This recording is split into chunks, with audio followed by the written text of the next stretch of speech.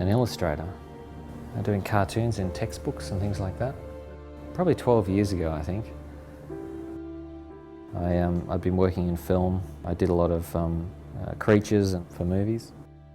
And I got to a point where I decided that I'd much rather be making my own stuff and exhibiting it in a way that was sort of controllable, really. And I had been exhibiting prior to that. I had had a few little shows. And I'd always been making work in the background. Like while I was working in film, I kept, whenever I had some time off, I would go back to the studio and make a new sculpture of my own. Went to what I really wanted to do, which was sculpting animals.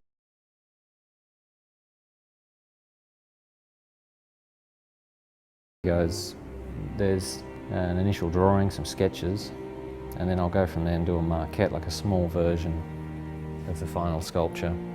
And then once that's all resolved, and nice and clean and works, then I'll go into the full-size piece in clay. But yeah, the initial drawing is that's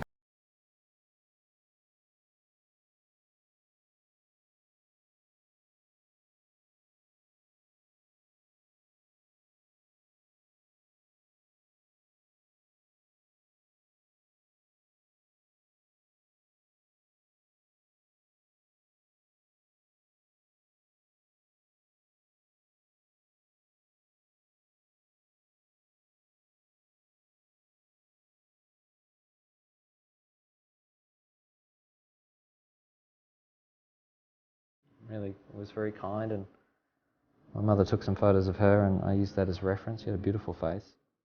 And the babies are generally from my own kids when I've got photos of them when they're babies. But yeah, some of them are literally a combination of a whole bunch of different people, not just like a made-up face. But I think there are a lot of issues with it. It's a very controlled process. So you have to kind of strangle it all the way through. And often that's not very free process. You're still doing things in a very technical way, but you don't want to be sort of just making representative art like a Madame Tussauds thing. You're trying to make something a little bit more interesting. I think that's why I've always changed the scale a little bit and always been happy to kind of throw in some other elements like animals or make it a little bit more surreal.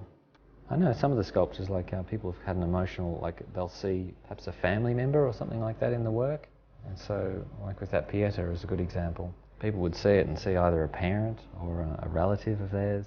That would sort of affect their interpretation of the work, which was nice to see actually, because I had my own angle on it.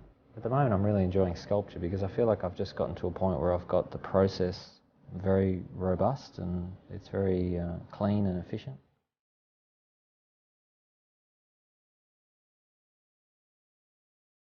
And I use this because it's so robust and it's so heat resistant, and there's no shrinkage at all, which means that it's not kind of giving itself off over time. It's very stable.